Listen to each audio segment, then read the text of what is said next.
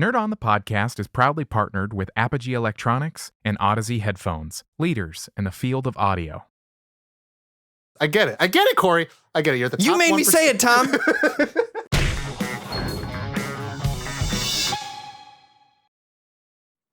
What's up, everyone? Welcome to Nerd on the Podcast you didn't need, but you deserve, where all levels of nerd are welcome, whether you're playing tabletops on your actual tabletop or on your mobile devices. Today, we're going to be talking about something very special. The world of gaming has evolved from small blocks to polygons and now in 8K and VR worlds.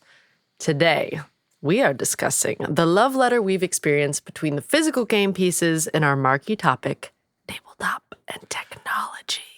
Ooh. I'm very excited. I thought you said smallpox. I was like, No, oh my tabletop gosh. and tech. All right, We're tabletop. talking about and smallpox technology. today. When you said Tabletop small blocks, and I was like, technology, not smallpox.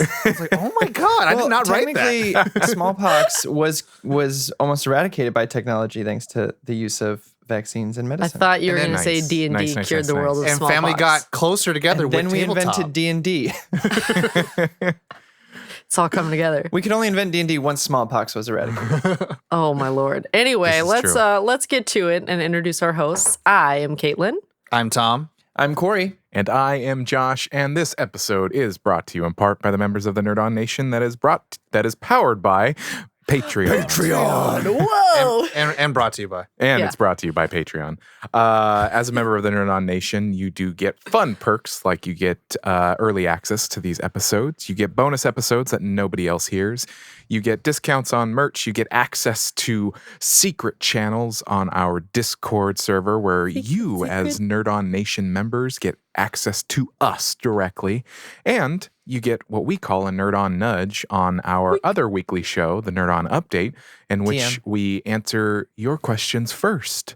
So, yeah, check that out. Do consider joining the Nerd On Nation because it does allow us to grow, to keep creating content at high quality, because that's what you deserve, high quality content. So check that out, nerdon.tv/Patreon, and check out that Discord, nerdon.tv/Discord. And a huge shout out to our partners, Apogee, who equipped us with these hype mics. They're a wonderful microphone, very versatile. Some say they're the number one podcasting microphone. And then explosions happen after you say that sound. Yeah. Some people say that. Do refer to our live show recording in which that reference will make sense. Maybe. But check out Apogee. The Hype Mic is a wonderful microphone, very versatile. You can use it on a mobile device. You can use it on Mac. You can use it on PC, streaming, Zoom, all over the place. You can use it, and it sounds good. I like it. It's good stuff. And I like it. Odyssey Headphones, we are using the LCD ones. Wonderful, comfortable. Check them out. And as they have officially accepted, if your ears were mouths, they taste like butter. So Yes. they're good stuff. Josh, since we're speaking of gaming today, you also have their other headphones, which you're a big fan of. Actually, correct? I have them with me. Just a second. Oh my gosh. I just thought this was an appropriate time to talk about them. 'cause Breaking I'm news. pretty jealous. I'm pretty Breaking news, jealous. everyone. They create these wonderful headphones called the Mobius.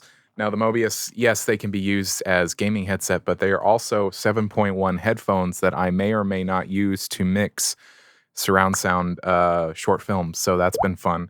And they also have a new product coming out called Penrose that is specific to PlayStation and Interesting. Xbox that has a Shure microphone in it. It's pretty dope. Wow. But I know that they're in the middle of release of that. So check them out, Odyssey Headphones. And be sure to go onto our website and check out all of our other partners. We do have a page on our website that has all of the places that you can go to shop and support us. And we're in the holiday season, so probably a perfect time to do that. Things like We're going to be Comixology, shopping anyway. Newegg, Amazon, HostGator, if you want to start a website, Blueberry, if you want to start a podcast, check it out. And OnlyFans, if you want to start that. Nope. little known fact, we are if you partners with wanted to. OnlyFans. We don't have an affiliate link for that, Tom. Yet. Hey, Yet. give the Get people on it, what Tom. they want.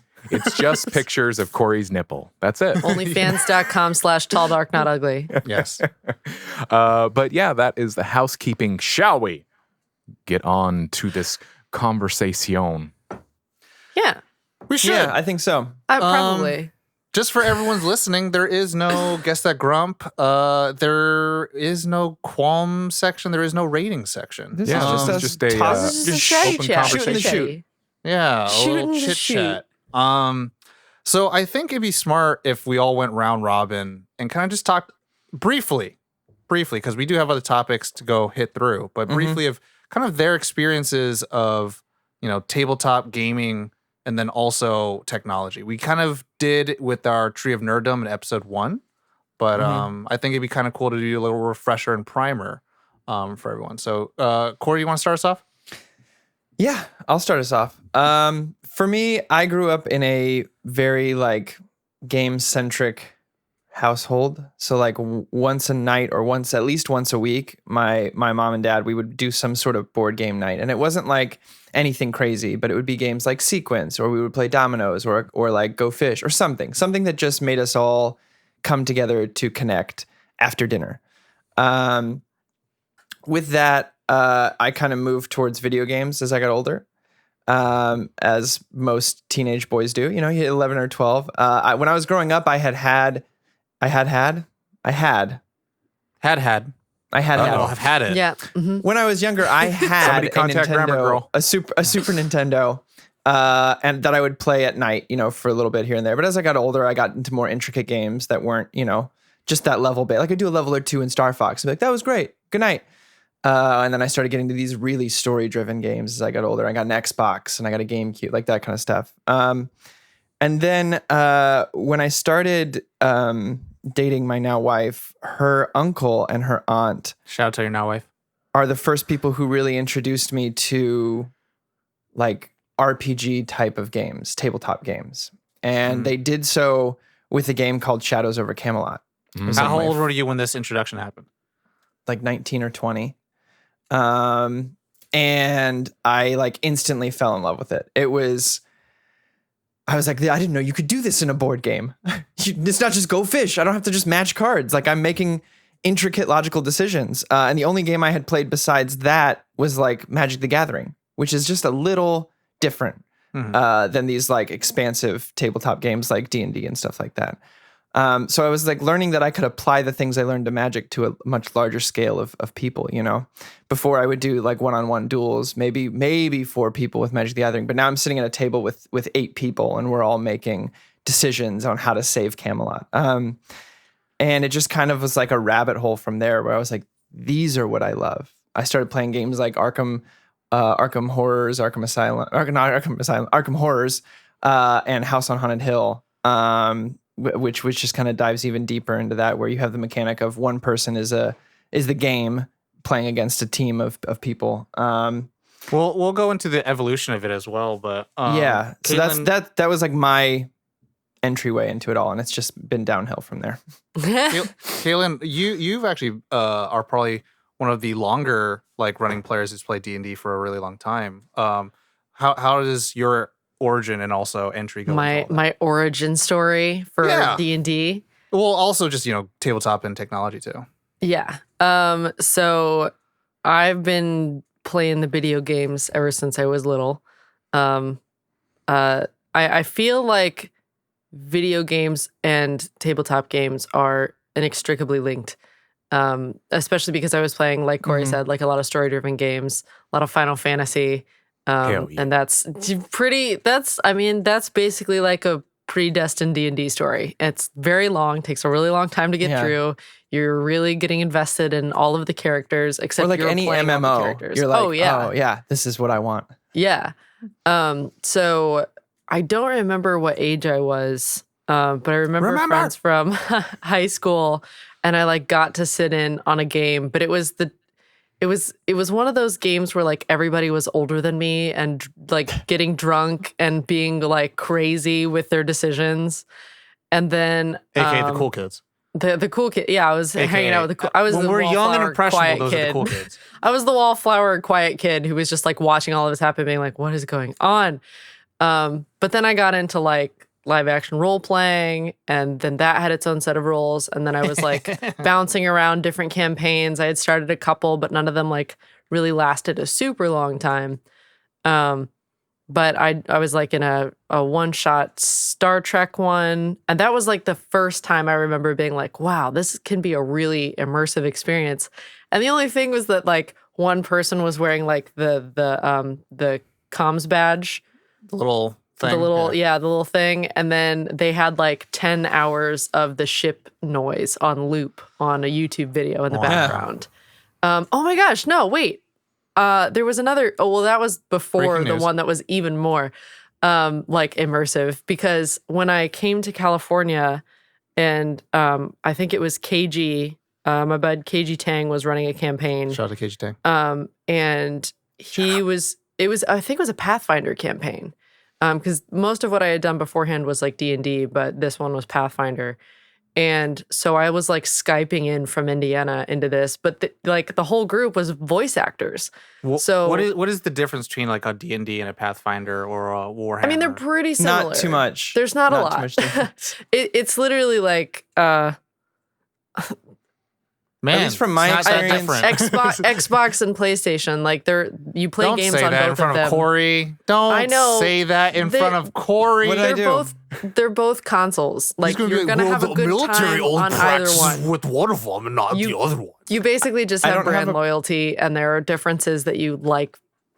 I just That's like it. the controllers. That's all. Yeah, see, I don't know why I turned you into muscle man. Which I would agree with, that I like the D&D character sheets better than the Pathfinder character sheets. Same It's- thing, Xbox, PlayStation. I just like the controllers. The games themselves are great. Yeah, it's really just like the finer points of like you can like things about one thing, Yeah. one system over another. That's really the differences. It's like your personal preference. But the like that campaign running with him, I can't even remember much about it, other than how like real it all felt, because KG would have either people in the campaign voice like monsters that we were facing and had specific taunts for all of us in character voices. Yeah. And like there were like sound effects going on. It was just like, it was your it own was Matt Mercer. yeah, basically. I lucked out pretty hard. KG's a great DM. But that like over time I was realizing how much more and more immersive a story could be. And how it was kind of on par, if not better than a video game, because you're dictating all the choices. And no one knows how it's going to go. So it's also like an improv game. So yeah, I love it. Yeah, Josh, it's like How about you, Tom? you get to make the game rules as you go, which is kind of nice. You- You're yeah, not dictated by a button layout or whatever. You have Yeah. like Can literally guides try that you anything. can follow that are kind of like they're guidelines. Right. Like D&D And- has its handbook, Savage Worlds has its handbook and stuff like that. That was actually the first one I ever attempted with Savage Worlds, but Woo, baby. I think the D&D and I were just too young to like figure it out. Like we were, D&D and you, the relationship between the two of you. sorry, the Dungeon Master, DM. Yeah. Let me drink some more coffee. How Hold on bad? real D&D quick. and I haven't Josh- fixed things yet. Josh, I was gonna say, I think we have a running joke about you in Final Fantasy VII, but I actually Yes. don't know what came first. Is if Final Fantasy VII hit you before any tabletop games did? Video games came first, definitely. I wasn't introduced to any form of tabletop in the sense that we're talking about it until probably high school.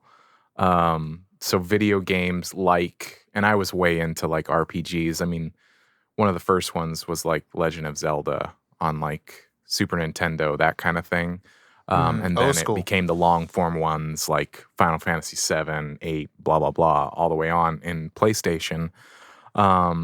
So the RPG concept was not way outside the realm of possibility in my brain. I already kind of like, certain Understood. roles within a group, that kind of thing, mage, healer, tanky characters, that kind of thing. The only other tabletop I'm gonna include this just because it's what experience I had was card games. My family had we would Oh yeah. on family nights we would when there were family nights it would tend to be like card games. One specifically was a card game called Hand and Foot, which that's pretty much all we ever played. It was just like six decks of cards, and it's this long form game, and it was a lot of fun. I remember. but that's what my family played. But when it came to tabletop, it was like, I was like a freshman or sophomore. I don't really remember. I had a friend, my best friend Josh, and his family were into games like D&D, Magic the Gathering. I would play like Axis and Allies with them. Those kinds of things where it's like long form. Fucking games. nerds. Huh? So they were fucking nerds. Yeah, they were fucking nerds. So, yes. And they introduced me to this world. But, that was kind of the extent of it. I didn't have any more people that were into that kind of thing until, honestly, you guys. Pre-Nerd On, I was part of a Savage World campaign based on Beyond the Mountains of Madness, at that time was a friend of mine. And that went on for months and months and months. But then we got together, started working together with Nerd On, and started playing things like Zombicide or Outpost. The Thing. Outpost 31. Those kinds There of it games. is right there. And then Magic the Gathering and that kind of thing. So, I mean, it's more of a recent thing, really, because back in the day in like high school, I played like a couple of games of Magic the Gathering, and like the intention was to have a long form campaign of D&D, but we were in high school. As you get further into the years, it's like you don't have time for that. You have extracurricular activities and that kind of thing, and it just kind of fell to the wayside. So, but And they now finally it's just, bring the game back to you, and you're like, "What's this?" Because you were too busy being Jack. Yeah. What year is it? What? Was it Jumanji? Yeah. What about you, Tom? For me, anyone remember Candyland? Yes. Yeah. I Oh feel my like God. Candyland was like my first like real competitive. Like, okay, Does anyone remember one of the largest board games of all time? Tom, we remember.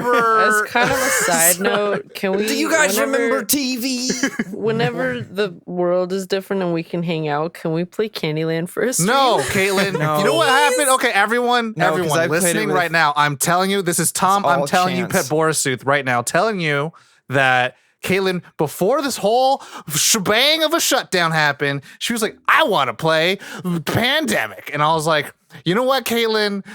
You played yourself.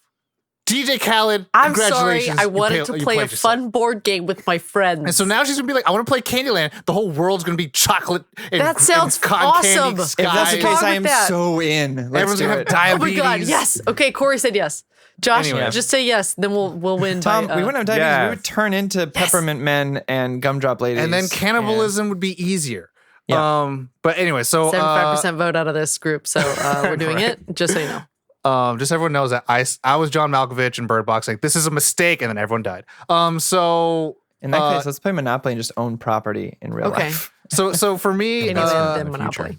tabletop games definitely came first. I remember kindergarten was a blur. Kindergarten was screaming pandemonium, stickiness. For most Are we people. starting all the way back to?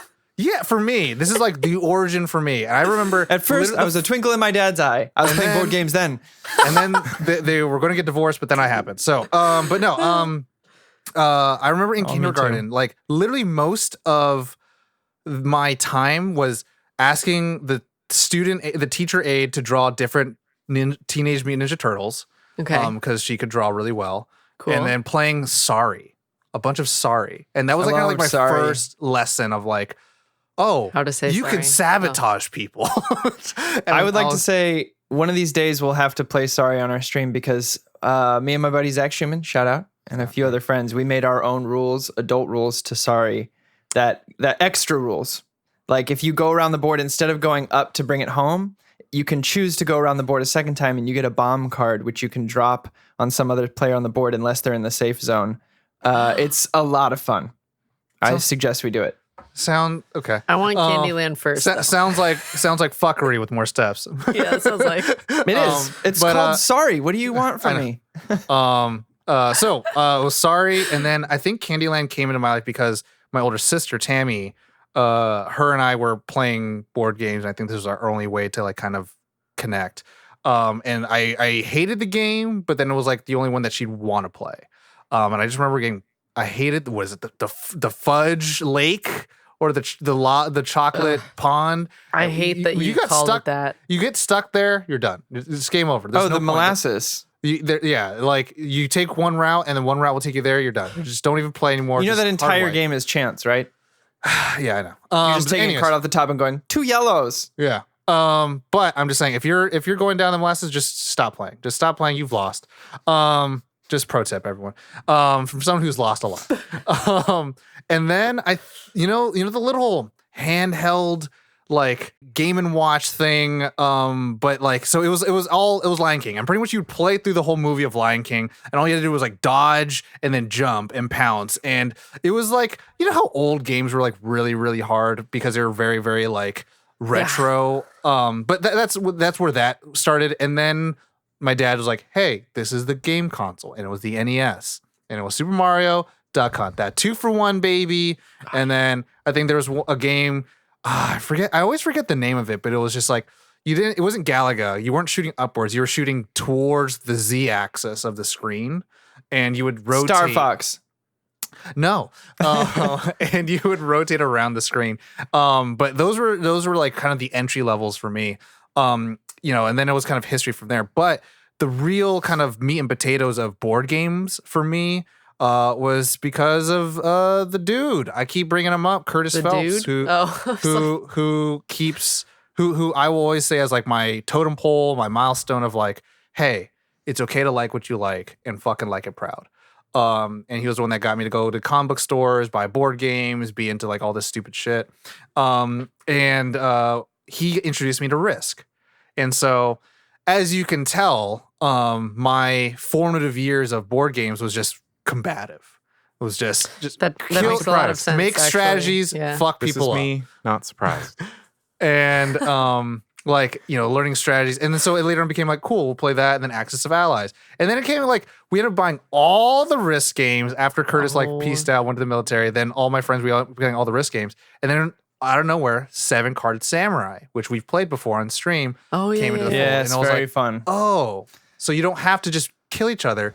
You can kind of, and then like that became like You when can I just have friends. well, you do screw each other over. It's kind of like my entryway into Catan. And I think that's what okay. a lot of people's I still entryway don't into get board games is like Catan, and that also ruins a lot of relationships. But Oh, okay. Maybe not.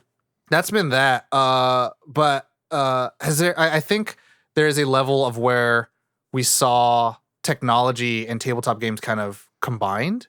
With like Jackbox, with like the digital Monopoly games, with Magic the Gathering Arena. What has your guys' experience been like? I mean, it's kind of hard to remember where it all merged together. Because Yeah. I feel like online play in games changed everything, obviously. But like, I don't know if there's like a specific catalyst point that was Well, like, oh, for you. now, For me, it was like when they put Monopoly on Xbox. Like that's like that. They put Monopoly on Xbox, and I remember they put like a simplified board game version of Civilization back in like 2007, Civilization Revolution, which was fucking fantastic. It was like Risk, essentially. They made it. They just dumbed it down to Risk. Yes, on a game, on like a Xbox- video game. Wow.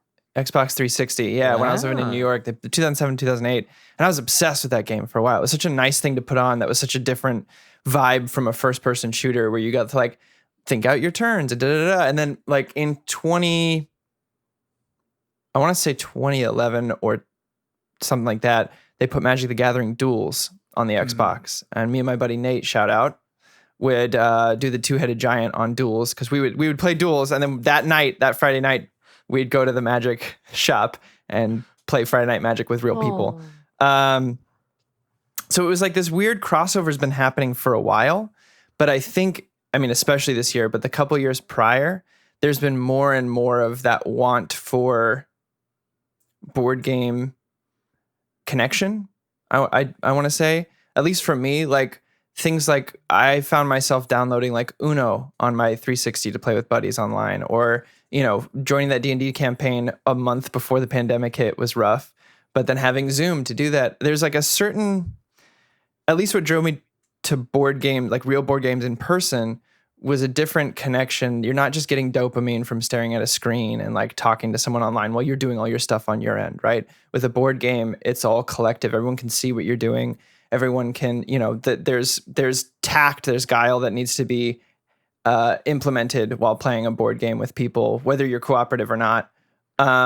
So it's just it uses a different part of your brain, and I'm really excited to see that, especially being stuck at home now, or for people who can't.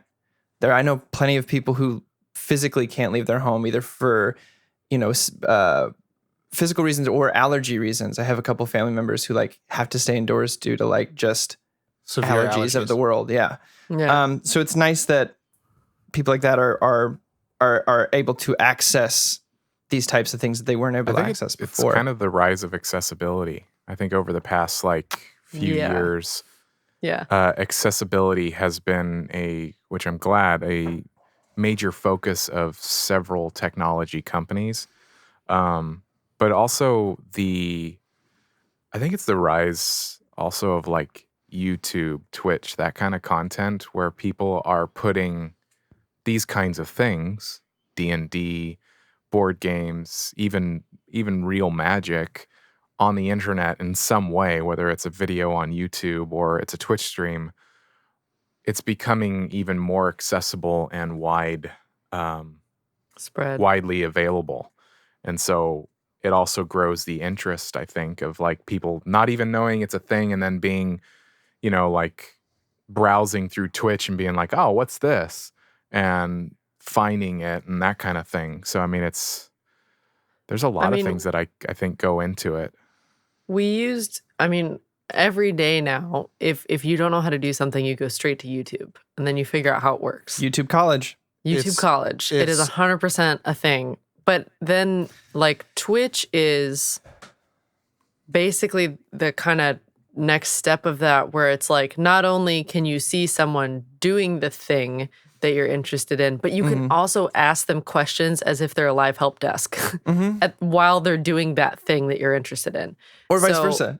Or vice versa. Like, you can ask, and I do that all the time in chats. Like, what do I do? How do I do this? Where is this? Can someone look up something really quick? Like, I'm in the middle of this boss fight. Please help. Let me Google that for you. Send help, please.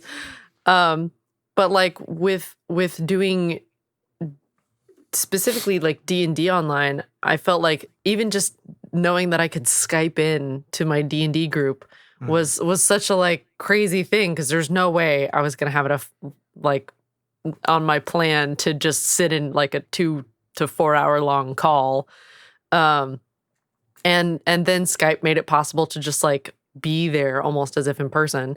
And then you see things like Critical Role, where they're on Twitch, they're playing a game, they're showing how immersive a game like that can be. They it makes you curious about it, and then you have other channels that are explaining it and building their own versions of the game, and you have smaller games going on as well. Like, there's just so many options for everything. I think Critical Role gets obviously the spotlight for a lot of like the I guess innovation of technology and tabletop game marriage, but it's also to say like they're not the only ones. Like Power Rangers Hyperforce is like a role-playing game where all the cast members play different Power Rangers and they do their own story of Power Rangers. And just to think of like, obviously these are like big popular names. So like there are so many campaigns that you could just find on Twitch of like these like, long form hashtag campaigns. Roll with me. Yeah. Never heard that one before at all. Yeah, not at all. It's not like Caitlin would be on it. Patori. I don't play Nara the Drow. Not at all. For me, the kind of where I experienced the evolution, I guess, or I guess the combination of the two, was like around when my friends and I were going to college, and we kind of just weren't seeing each other that often because I was one major, they were another major, one person went to another university, and we started playing this game called Ticket to Ride. Does anyone know Ticket to Ride? Yes. Pretty much what it is pretty much you are a conductor and you want to make a giant ass route so that your train can go, and whoever has the longest route, with each route has different points and bonuses, and whoever can make the longest one or accumulate the most amount of points after like all the tracks have been taken up wins. It's like a version of Catan a little bit. Yeah. And we would just have this group thread, and the group thread turned into, it went from like, hey, how's it going, everyone? Blah, blah. This is us doing that. We should all meet up. To, hey, it's your turn. Hey, it's your turn. Hey, it's your turn. Because we were just playing those games. And then we ended up turning into Lords of Waterdeep. But I think to Josh, what Josh was saying, like, me and my friends from up north in Sacramento, we would play, like, you know how some people were like, oh, we're going to save up the money and go buy booze or whatever, go out, to the clubs. We would like save up money to go to the board game at a local comic book store and buy a board game and then bring it home. And it was because of things like Will Wheaton and, a friend of the show, Becca Scott, doing these like, hey, how to play this game and these playthroughs, that we were like, okay, we got this game, or we saw this game being played and it was really interesting. So let's get this game. And then it's like, how do we play the game? Because there's always that like buy the game and then 2 hours of just like, all right, figuring out how the game works. Actually play the game. How do we play this? Because sometimes Will Wheaton did like house rules and they would change stuff up. Will Wheaton. Tom, you got me hooked on that channel for a while. It's great. Geek and Sundry, Tabletop, and then how to play the game with Becca Scott is great. Also, I just started thanks to a fellow D&D'er in my campaign, Morgan. She turned me on to Join the Party, which is a audio only drama D&D campaign. It's really good. I've actually learned a lot about playing from that, more so than I have from Critical Role or anything like that. I was gonna say the actual, yeah. And I think also, to Josh's point, like D&D has gotten so popular, and I think it's because celebrities, like Vin Diesel, obviously, but Joe Manganiello has like oh my God, a company called Death Saves. It's literally just like D&D inspired clothing and apparel. It's so And I was metal. like, wow. so metal. But I think But also, I mean, one thing I wanted to bring up, because we were talking about like, Monopoly, like you have games like, well, I mean, real quick, board games on like consoles have gotten so good too. Like where it makes it almost like even more of an exciting experience. Like the Monopoly for Switch, like we've played it on stream. A lot of fun. It's fantastic. And it looks great. And you're like, wow. Also unique board games. What was that one we played, Tom, where you're ninjas?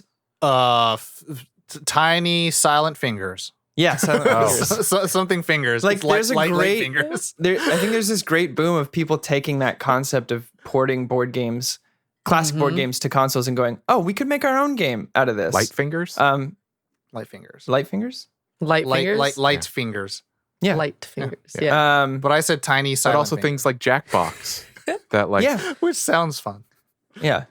Jackbox is a great, I mean, that's like a really interesting marriage, because you don't know, Jack has always been a computer game or started as a computer game, but then the Jackbox party has like included Fibbage, which also wasn't always a computer game. So it's like it's a really cool era to be the thing I like about Jackbox, and I remember I was like, I in my mind I felt like I was an early adopter. But I could have been way behind, right? I felt like it was so brand new, so novel, because I had you were an early adopter once the Switch came out, which I think it had been on Apple TV for a while. I was the adopter for Apple TV. Oh, okay. Because I didn't do it till Switch. This was like in 2015, maybe. It was after I had just finished working on a commercial, and the producer invited everyone to hang out after the wrap. And we all had pizza and booze, and he's like, let's play Jackbox. I'm like, what is Jackbox? He's like, bust out your phone. And I was like, what do you mean bust out my phone? That's what you get from that. And sorry. And we played murder trivia. And it was, I remember like, it was, and that's the thing I really loved about it. It was the same feeling that Core was talking about of like playing a board game with people physically in front of you and interfacing with them, but also the digital stimulus. And like, there's two moments in LA that I felt like, oh my God, this is really cool. It was this game. And then when I played for the first time with Corey, One Night Ultimate Werewolf. And so those kind of things where there is a little bit of digital interaction is like crazy, but then you still get all the emotions from everyone around you.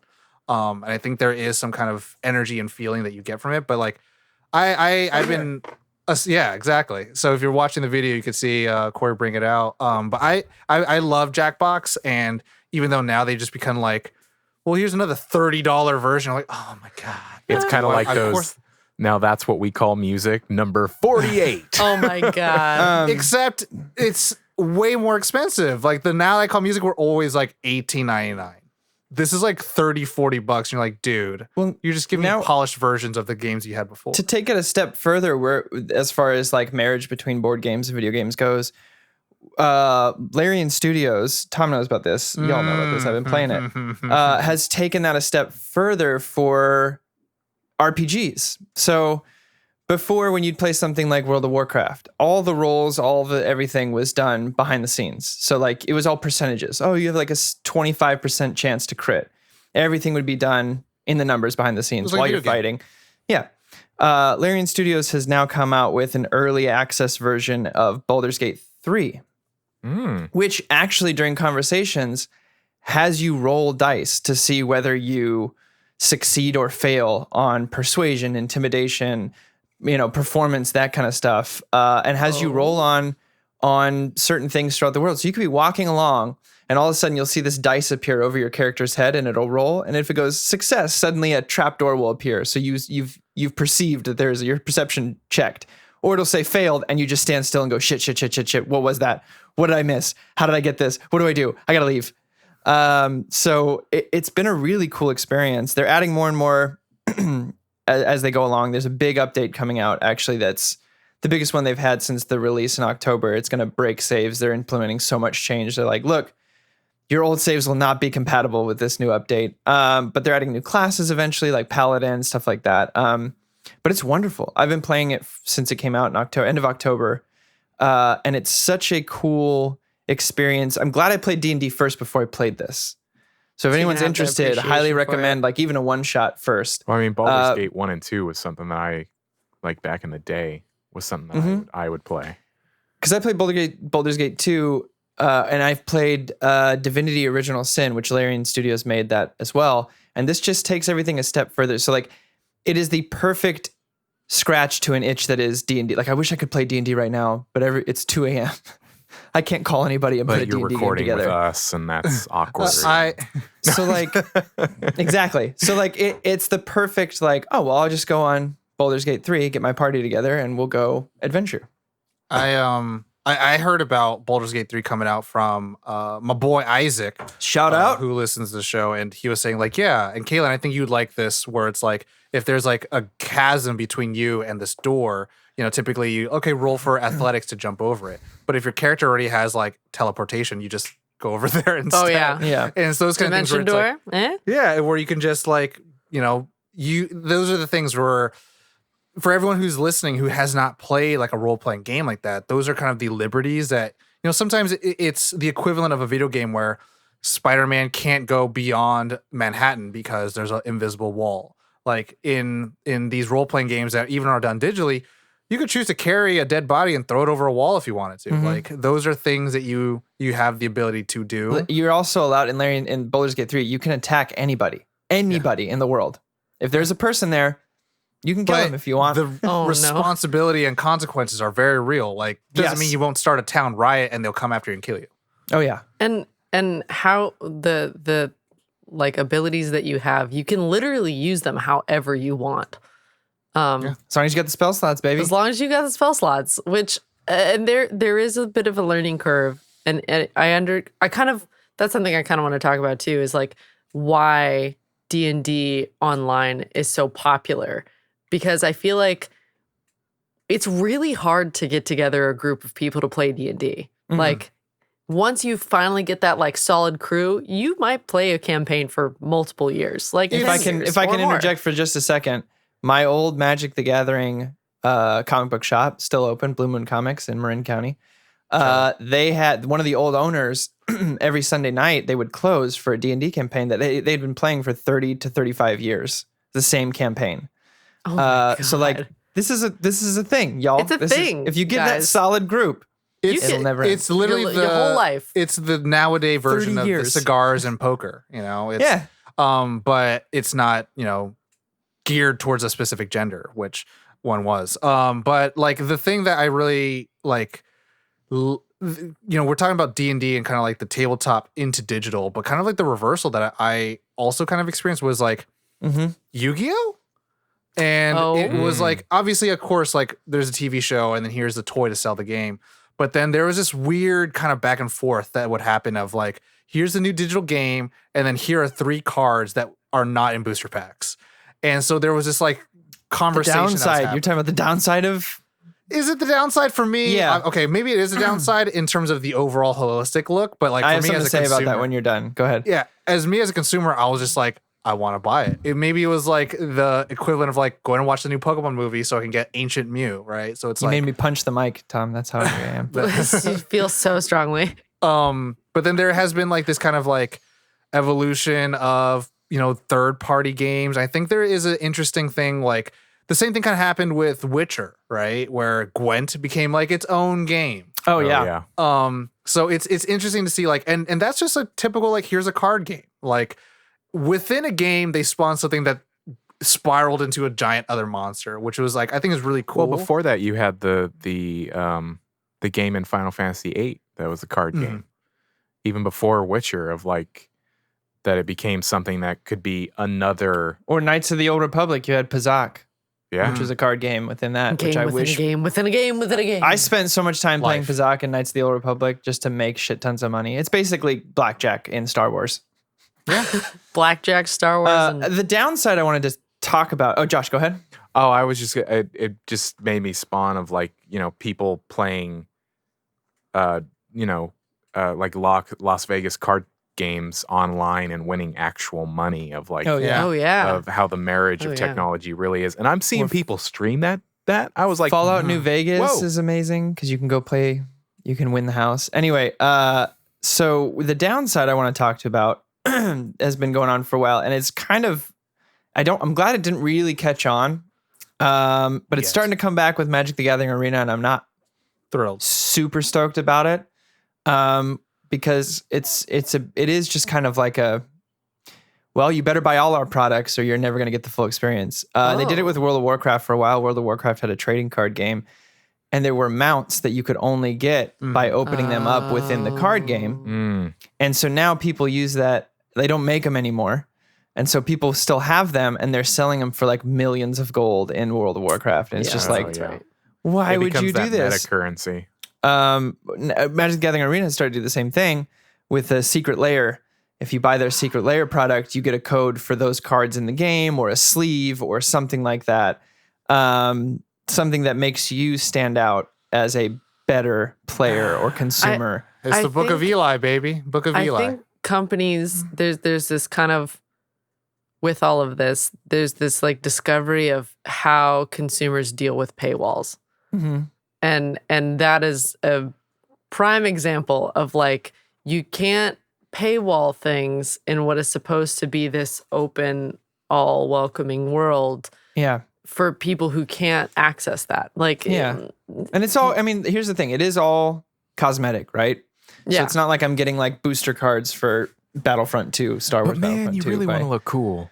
But having said that, there's certain things, like I have no problem with you giving away, let's say they did a cosmetic land set that if you entered their online competition, you got these lands. And that made sense to me because I was like, okay, so you're buying into a competition to try to win. Thanks for buying into the competition. Here's some lands just in case you lose. Like there's only gonna be one person who wins this. Consolation prize. Yeah. But for me, like having to buy the physical product to get the digital cosmetic, there's some disconnect there that doesn't sit well with me. And I'm guilty of it. The first one they came out with, I thought it was a one-off. So I was like, oh, I'll do this.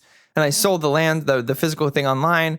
But then the more it caught on, those became less valuable than like, it just became this weird. It reminds what me of happens that, with the like, sneaker community. I forget Yeah. what product it was, but there was a product that came out a few years ago.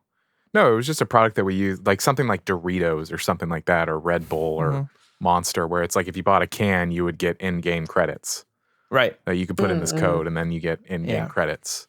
You get or double something XP for Call of Duty or whatever. I mean, Yeah. I don't think you're a minority, Corey, because and I don't think it's typically purely for cosmetics, because I've been recently watching a lot of Completionist, Mhm. and he legit has OCD about completing things. That's his name. And so it's Yeah, tough makes sense. Completionist. that there are people who are compelled literally like psychologically compelled to find completion within things, or else they feel like they haven't finished it.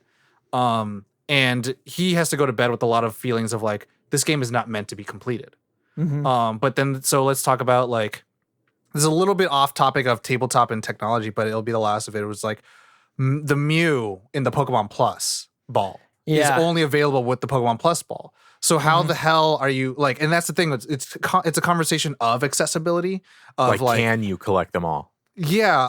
There's another YouTuber, PokeTuber, I guess, I watch, who talked about like getting legendaries and also getting the shiny legendaries to have it into your living decks, which is a system that Nintendo has created for Pokemon, is become so much of a chore because there is no real way to get it unless you're on top of it all the time. And there is this level of complicit consumerism that we sign away just by like kind of like saying like, okay, yeah, if I just, check in and log on every day and then I go to the events and all that stuff, but there are certain events that are only region locked to Japan.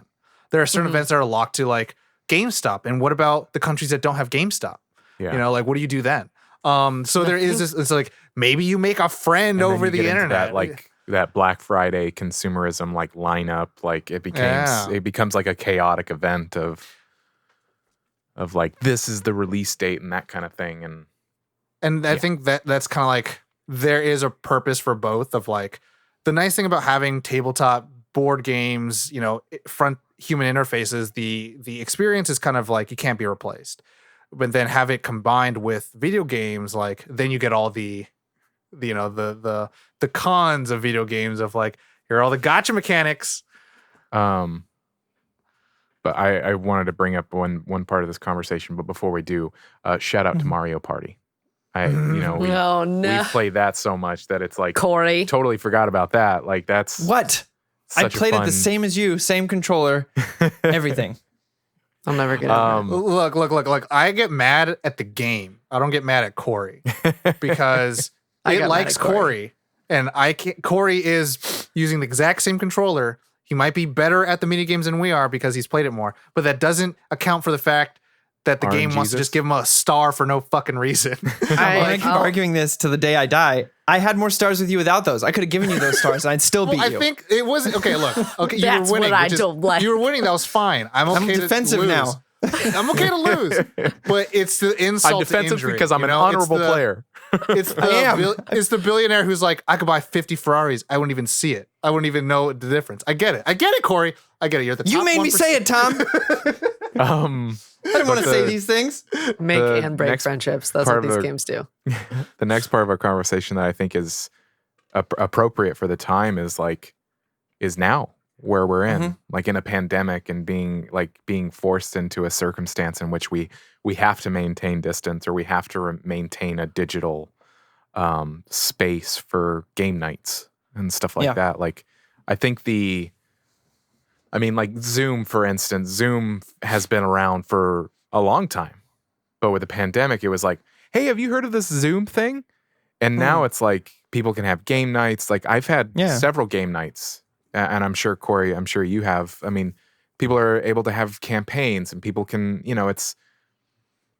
I'm grateful that nowadays technology has allowed this kind of world to continue in the digital space and still keep people together, so to speak. Yeah. No, I mean it's been the main way I've played D&D has been online. I played it only in person like 3 times, and then the rest of the time it's been this because of where we are. And I think it's actually brought a lot of people who wouldn't typically play that into the fold because they're looking for human connection that they don't get through binging TV shows or, posting on Facebook or Instagram or whatever it may be. I definitely have found that there's people who are more willing to be like, yeah, actually that I would love to try that, who before the pandemic would have been like, D&D's not my scene. So I think it's kind of cool that it's also, I mean, we've haven't addressed the fact, I think it's because it's been the norm for so long, that D&D is like cool now. Board games are the cool hip thing to be into. Like, oh, you like it's cool video to games? back Yeah, the well, new Kickstarter. I play board games. I would, we talked it didn't about used to be that way. We talked about how the celebrities kind of like helped make it grow big, but I have to give credit, even though I don't appreciate all of its forms. But Stranger Things really helped it kick off. Oh, yeah. For a lot of people, I think. At least everyone's like, D&D, but Yeah. the nerd. I mean, as we know, nerd culture has been on the rise for the On the last rise. like 10 years. But D&D Easy. in particular, I think it gave it that level of like, these kids can play, I can play. You know, what is a Demogorgon? I want to know what this thing is. You know, Yeah. I want to know what a Mind Flayer is, even though they never really do in the show. Anyways, but like, yeah. It's association, Tom. Yeah, I know. I But just yeah, I think it's like, it comment has a lot of entry level. Yeah. I want to comment on that specifically because WoW was like tabletop, not entry level before. No. Because I'm sure Well, D&D 5e especially changed that. Even before 5e, it was pretty difficult to get I'm started. talking about pre D&D, Oh, yeah. like Pre-D? pre D, Sorry. because like I will Like in the summarize as 60s? quickly as humanly possible. Like before Dungeons and Dragons, before Chainmail, which was like Gary Gygax's like original concept for this. Like it was war games. Like it was just like Prompts. like yeah, like that was the whole point of this. And the fact that it's gone from just being like my side fights your side and referee says this is how it works. Yeah. Like now we're actually into it was either like, that the or chess, which motivations- is a war game as well. right. But and just like moving your pieces and Yeah. only two people can be involved. And now it's like this community thing. And now you know the motivations of the characters have come into play. It's like it's a full-on storytelling experience now. And like there are versions of D&D that aren't as, you know, you have to fill out the entire sheet. Like Nick from the campaign that I'm in has been developing his own version of the game that's like even easier entry point for people who like don't really want to do all the combat stuff, because sometimes combat can take an hour to get through.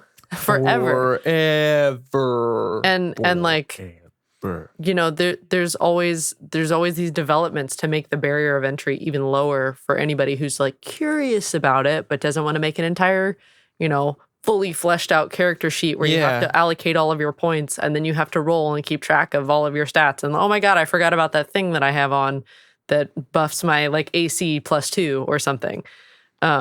So it's cool to see that it's like more widely available for literally everyone. And you don't have to come in at 19 to 20 to understand all the concepts and be like, oh, okay, I understand all this stuff. You know what? They're introducing it in small ways as well. So like, obviously Wizard of the Coast owns Magic the Gathering and Dungeons and Dragons. There is a set, I believe it's either the next one or the one after, where they're doing a collaboration set where the story of Magic the Gathering is going to the plane where Dungeons and Dragons exists. So it's a crossover. I'm sorry, say set. that one more time. The story of Magic the Gathering is going to the plane where the Dungeons and Dragons stories take place. Now say it slowly and Say it slowly. I'm kidding. seductively. Whisper. Okay, so no, but like I'm very excited for stuff like that. Like that's a really cool entry point because like That's so cool. Magic the Gathering is something that when you're younger is easier to get into than D&D. Just straightforward. It is Oh yeah. a structured more set of tactile. rules. There's Yeah. Rick and Morty stuff right now too with it. It's Rick and too. Morty So- D&D. Yeah. So there Yeah, are yeah. things where, you know, I think the level of entry for people is also somehow correspondent or not causality, but correlated to their level of intrigue. I think it's kind of like with any type of hobby is like comic books, video games, anime, superheroes, whatever we want to call it. If your level of intrigue is nowhere near the level of accessibility, then you know your likelihood of wanting to go into it is probably not going to, you know, go far. You'll probably be like, all right, I saw it, I get it, and that's it. But if you're like really interested and people are talking about it all the time, then you're like, this can't, like, so many people play it, it can't be hard to play. And I you just know, I had that type of situation with my mom recently. She's never seen Lord of the Rings. It's been my favorite movie for 20 years. No big deal. But last time I was home, I was telling her about how I'm getting the 4K edition. And I was like, I want to bring it home. I want to show it to you. I talked about it. And I was like, and I said this phrase where it's been my favorite movie for 20 years. And that was when she was like, okay, I'll watch it, which she's never been interested in.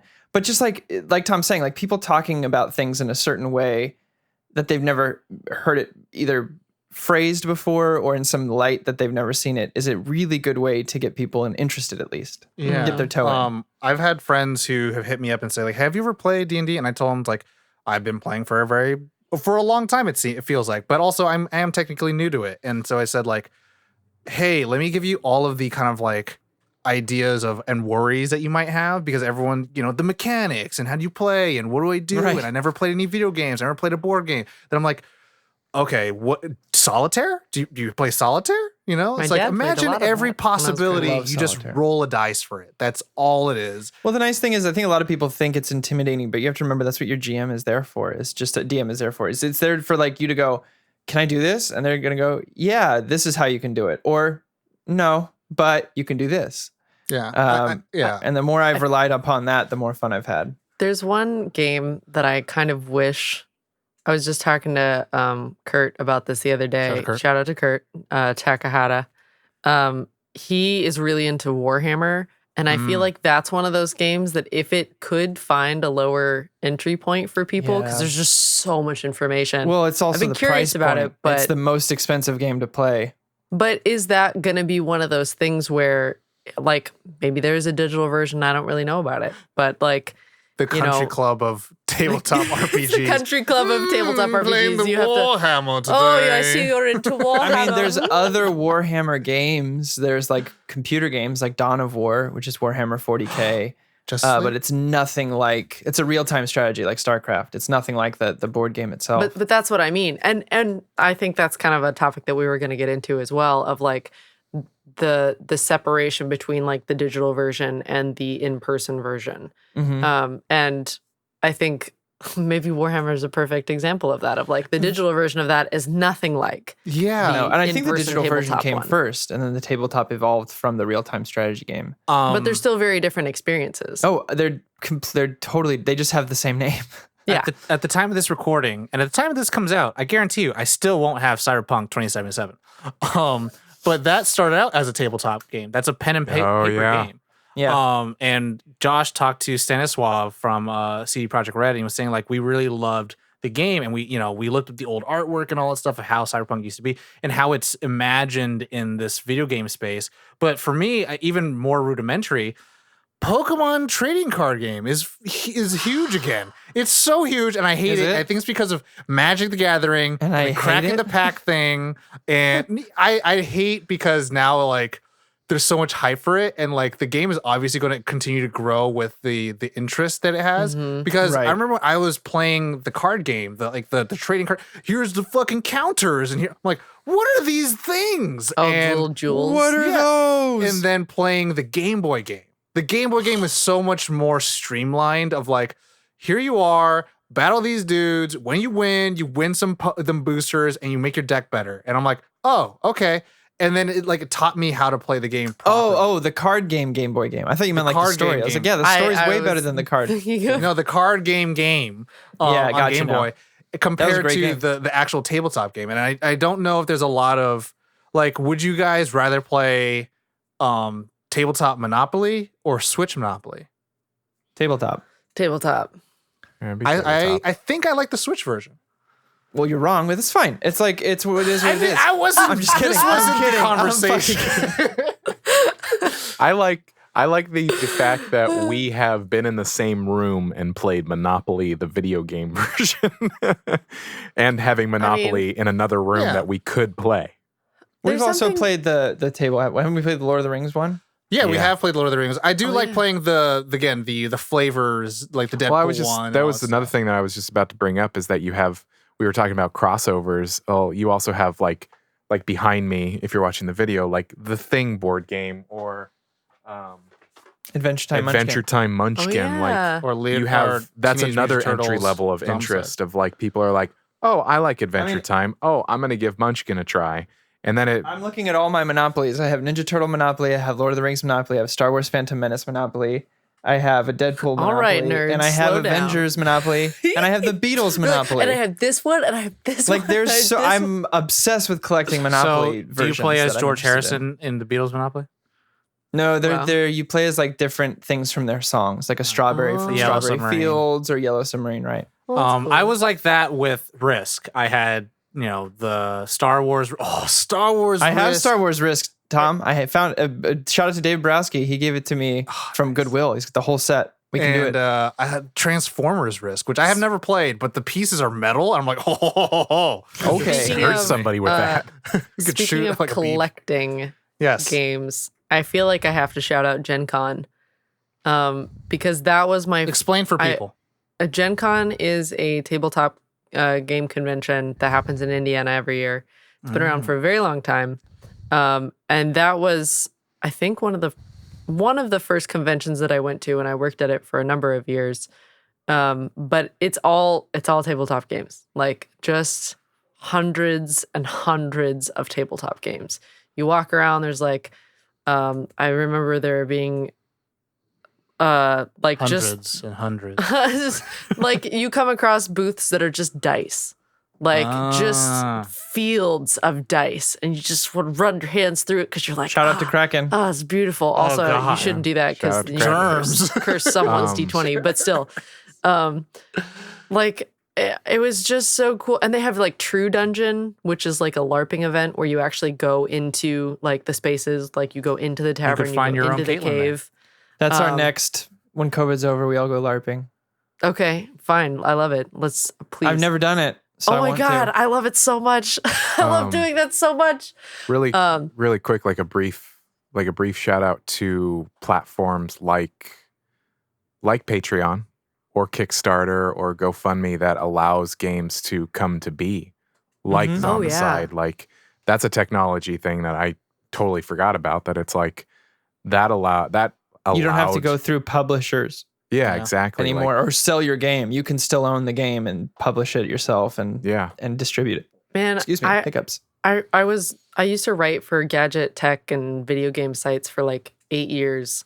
And I feel like right when that was starting to happen, Indiegogo, Kickstarter, all of that, it was almost like I made a point because I had to write like 3 articles a day. I would write 2 with my Amazon affiliate link, and then I There would you go. always write one that was like an Indiegogo or a Kickstarter. And like, seriously, I wrote for these sites for a long time. Every day I could find something because I always pick something that like I thought was interesting or cool or actually innovated something within the category that was in. And every day I could find something new that was actually cool and would improve the lives of people or gamers or, anything. So it was so cool to see what's come of that. And now years later, those companies thriving and making even more things. And there's still new things that are coming out. So I'm sorry. I'm just getting Yeah. really excited. No, about that's that. exactly what this is about. I know. Well, the gamut is large. Yeah, I mean, I feel complete. I feel complete. I feel I complete. feel complete. I can. I feel like I could talk about this for like 5 Yeah, more I mean, hours, it's- but I do feel complete today. I mean, let's do like a round We'll do a part robin 2. of like a favorite tabletop board game thing if we have one. Oh, geez. Like our favorite I game? already know. Yeah. I already know. Okay, Caitlin, you already know. Go for it. Roll with me. Playing Oh, I see. playing D&D with the Roll With Me crew, with Connor, Kurt, Bob, and Nick. It's a like getting to be in a campaign for this long. I've not really experienced the kind of in-depth like Story and connection I have character, to that. Yeah. Where it's like you figure out things about yourself in the characters that you play. Like a lot. Corey's laughing because that maybe happened to you. Yeah. Because it's a way for nerdy introverted people to kind of go out into the world and tell the story, be more confident, be stronger, whatever they want, because there's no limitation there. And they're only surrounded by people who want to support whatever decision they make. They want to yes and everything that they do. Right. So it's just really cool to like get to explore that and learn about yourself and about the world and in what should be a safe environment. Hopefully you're if you're playing D&D, you're playing with people that support you. Or chill. Yeah. Yeah. But yeah, 100% roll with me because that's like my fam. They're my family. Just like you guys. Except we don't have any cool memories of that. For me, Wow. Wow. For me, And as always, you guys know that you know that one video of the two guys arguing about if the witch from Wizard of Oz is a princess or not. Yeah. It's like she came from a bubble, dude. I have not. Those are kind of my favorite. A crown. She's a princess, bro. Those are kind of my favorite moments because they're just stupid. Like you're arguing about really dumb things. Grow up. And I get the most my most favorite moment I could think about. It's not my favorite game, but I just loved this moment was playing Secret Hitler with my friends Charlie, Gabe, and Ian and Raph, and we were just screaming at each other of like, he's the Hitler, he's the lizard man, just like yelling at each other, just like, guys, if we do this, we die, we lose. And we did all of like the political innuendos of like democracy at battle right now. So when again, I think to Kaylin's point of like when you can kind of spark up feeling alive in a way where you're not feeling just so mechanical about things, it's really, really fun. Yeah. I mean, I've had some really fun times playing Werewolf. Tom gets frustrated because I play on people's emotions in that game, and then they totally like, yeah, he hacks their brain. Like David Fincher hacks your eyes, he hacks your emotions, and me like, I should trust Corey. It's like, this isn't how it works. Yeah. And then I use Tom getting angry against him, and then I get people to pick him sometimes. Oh my God. And I won't even be a cool villager. I'll be like the potato man villager. I'm like, dude. Yeah. But I would have to say that probably some of the best experiences I've had are either from Zombicide, playing crazy fucking Ned. Yeah. And just kind of doing whatever I want. Or Arkham Horror. Like that is it's a more intricate game, but like the idea and playing either side, either playing like one of the heroes who's trying to figure out the mystery, or playing the board keeper who's sending, Cthulhu monsters or cultists.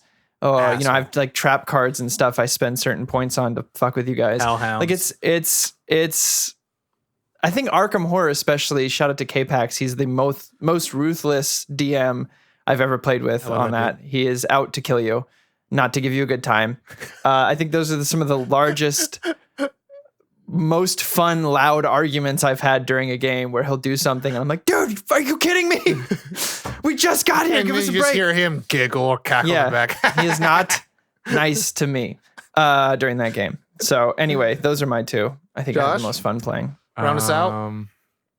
I mean, any experience that I've had with you guys, honestly, because a lot of the introduction to what I know of tabletop and in a more detailed way has come from Nerd On. So like, Nerd On, our Twitch streams started from, instead of starting with recording, how about we just hang out and play Zombicide for a couple of hours before we start recording?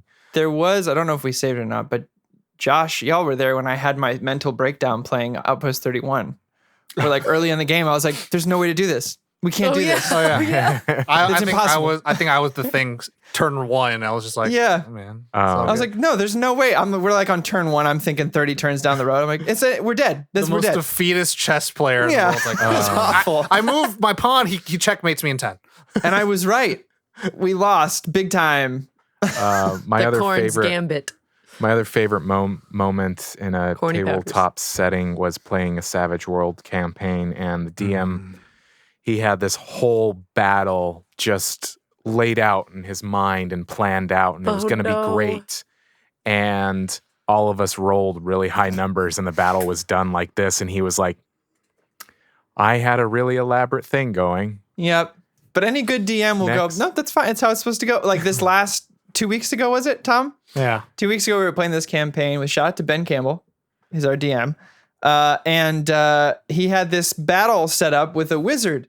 And I used my Misty Step to teleport behind him, and I grabbed him, and I decided at the last second before he's like, is there anything else you want to do on your turn? I was like, yeah, I'll put my hand over his mouth so he can't cast spells. And I just held him there as Tom and another player like stabbed him with spears till he died. And Ben was like, well, a wizard with his mouth covered, there's nothing I can do. And then I think he tried to do like some check on me. And I was like, what's the check? And he was like, charisma check. And I was like, I have +10 to charisma. And he was like, great, of course. I choose the one guy in the party who has high that charisma to do this sucks. check on. So it's, but you know, as a true DM, he goes, no, that's exactly what, that's brilliant. That's what you should do. That's how it goes, you know? Awesome. So it happens. Love it. Awesome. This has been an awesome conversation. Everybody at home. This has been an awful conversation. Awful. This has been an awful awful. conversation. Awfulsome conversation. Oh, I have egos. Everybody at home listening or watching on YouTube, reach out to us and let us know your the world of tabletop and technology for yourselves. Whether it's social media, Nerd on TV on everything, or in our Discord. Join that Discord, nerdon.tv/Discord. There is a tabletop section to come and continue the conversation. Check out the Nerd On Nation, nerdon.tv/Patreon. As I said at the top, allows us to grow and to keep creating content. But yeah, the Discord is where it's at. I love calling out the Discord because Come we've got say some hello. cool people over there and it keeps growing. Come get your And nerd on. Come get your nerd on. I like that. Do stop by, rate and review us wherever you listen, subscribe, share us with your friends, your family, share us with all out in the world. Please do that. It does help us grow. Post us everywhere you can think. Yeah, exactly. Even on a OnlyFans, like we post-it said note the top. at your work. In a Yeah. public restroom. Yeah, I've Nerd pinned on- our cards up right- places before. Right, we've got stickers. TV on a post-it and then just put it on every hallway. You know when you door sign that on a pass. receipt to do the tip, put the tip in. Don't be a dick. But then underneath it, be like, here's another Nerd tip. on. Check out nerdon.tv. You know when you're about to propose to that special someone and you want to carve your name into that tree? That'll end. Just put Hey, Nerd on it. Corey, can you cut Wow, this section Tom, out? And no. it'll be an ad. Oh my god. Another tip. Here's another tip. Anyway, Anyway, everybody at Start home, putting it, thank- if you're a game developer, put it in your names. In your games. When it says tip on a game, be like, press A, B, C to crouch. And then the second tip's like, check out nerdon.tv. Well, I mean, Josh, speaking of please. which, do check out our Josh. website, nerdon.tv. It has all the information No. of everything that we do, including our YouTube channel, which has these episodes because they all We've go got to. two of If you're a Q-tip manufacturer, put one in there that says, here's another tip. Check out nerdon.tv right on the Q-tip. God. And it's in our colors. Yeah? Yeah. One Q-tip in the pack is purple and blue. Yeah. And yeah, then yeah, one yeah. in the stink. Yeah. No. No. I Josh, didn't say Josh, pink hurry. for that Josh, hurry. reason. Josh, go. Okay. God. Tom. Ruining my ad. Tired Time. Everybody at Hurry. home, thank you so much for listening. You know the drill. As always, nerd on. .tv. Oh god.